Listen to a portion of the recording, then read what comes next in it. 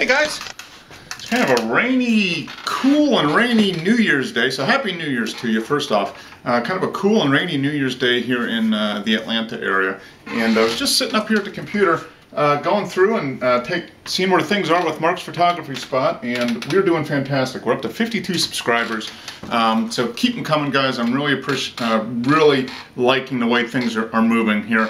I might be able to get a little more videos up than I originally said. With the long holiday, I've been putting a lot of videos up, but I'm hoping to get maybe a couple a week, and I'm kind of formulating kind of when I want to post different types of videos. So I've got a lot of good things going for 2013, I think, for Mark's photography spot. And the other thing I was kind of taking a look at, and I mentioned this in the other video, last video I did, was that I just finished up my Project 365. Yesterday was the final day, and so it was actually a Project 366 for me because it was a leap year. But I was kind of going through and taking a look over here on my Flickr account of all the pictures that I took over the course of the year, and that kind of prompted me to do this video sooner rather than later. I know I mentioned it, that I would talk a little bit about it, but kind of reflecting on it since it just finished yesterday for me, and looking back at the year's worth of pictures that I took as part of the Project 365, I'm firmly convinced 100% that it did absolutely everything to improve my photography. There was really nothing bad about doing the Project 365 at all. It was all positive, all good. I've got a lot of memories now as a result of the Project 365. Taking a look at all the photos that I've taken, I've definitely improved my ability as a photographer, and I think it's a very, very worthwhile project for any of you to undertake. Maybe some of you have. My guess is some of you have probably done it. But it's just a fantastic way to accomplish a few goals, which I think are really important if you're going to improve as a photographer and get better taking pictures.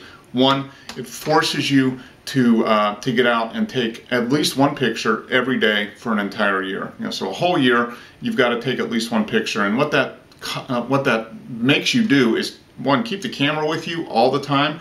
I'm filming this with my little Canon S95, PowerShot S95, which is the camera I took with me 95%, 90% of the days of that year, because most days you're out doing your regular thing, going back and forth to work.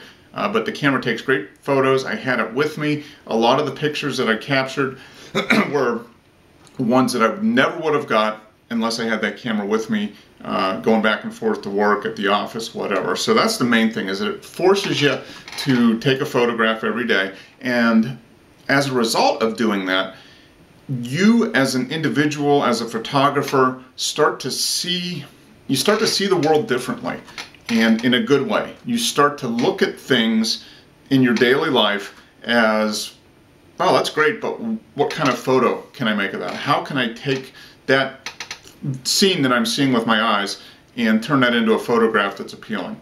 And that is a big step. I'm still going down that road, and I think any photographer, no matter how accomplished they are, still is learning a lot in that regard. But the Project 365 really improves your vision as a photographer. And I know it has me, and I'm sure it will. Anybody that's gone through it can probably attest to that same thing. The other thing I think that it really trains you to do is to be persistent as a photographer. You're not going to improve unless you use the camera a lot and take a lot of pictures and learn from your mistakes. A lot of days I would take multiple images of things that I saw over the course of the day. I would get home, I would pop them on the computer here, run them through Lightroom real quick, see what I liked, see what I didn't like, and pick the photo that was best to my eye on that particular day.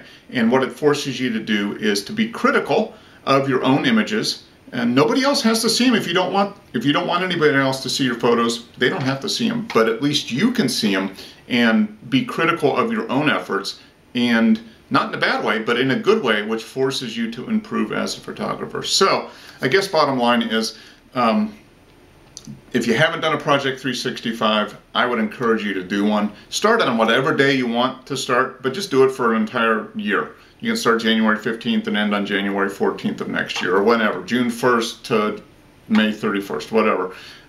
But it's well worth it. It's a great journey of really self-discovery, of education, knowledge, and you'll be a better photographer at the end. So there you go. At the end of the video here, right after this, I've pulled together maybe 35 images of the Project 365 over the course of the year. Put a little slideshow together. You guys can watch it, see what you think.